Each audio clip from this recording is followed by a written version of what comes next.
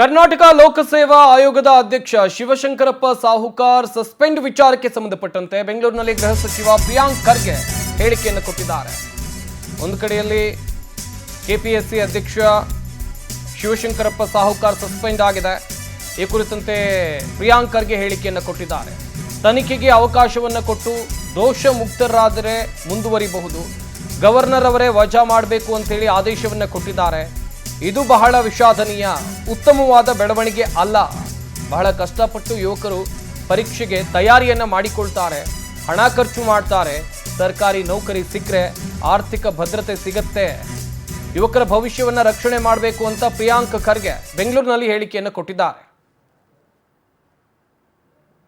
ಯಾರೇ ಅಧಿಕಾರಿ ಇರ್ಬೋದು, ವ್ಯಕ್ತಿ ಮೇಲೆ ಇರ್ಬೋದು, ಸಂಸ್ಥೆ ಮೇಲೆ ಇರ್ಬೋದು, ಅನುಮಾನ ಬಂದಾಗ ಅವರು ಸ್ವಪ್ರೇರಣೆಯಿಂದ ರಾಜೀನಾಮೆ ಕೊಟ್ಟು ತನಿಖೆಗೆ ಅವಕಾಶ ಮಾಡಿಕೊಟ್ಟು ಅದರಲ್ಲಿ ಅವರು ದೋಷ ಮುಕ್ತ ಇದ್ರೆ ಕಂಟಿನ್ಯೂ ಮಾಡ್ಬೋದು.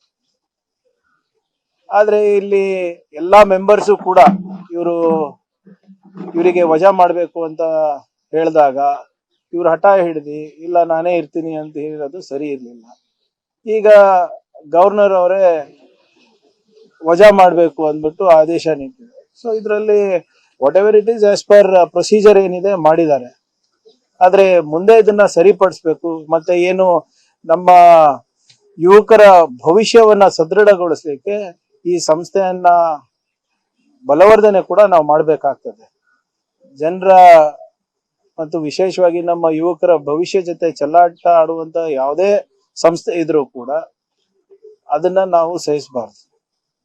ಯಾಕಂದ್ರೆ ಬಹಳ ಕಷ್ಟಪಟ್ಟು ಇವತ್ತು ನಮ್ಮ ಯುವಕರು ಹುಬ್ಳಿ, ಧಾರವಾಡ, ಬೆಂಗಳೂರು, ಡೆಲ್ಲಿ, ಹೈದರಾಬಾದ್ ಇಲ್ಲೆಲ್ಲ ಹೋಗಿ ಅವರು ಎಕ್ಸಾಮ್ ಪ್ರಿಪರೇಷನ್ ಮಾಡ್ತಾರೆ.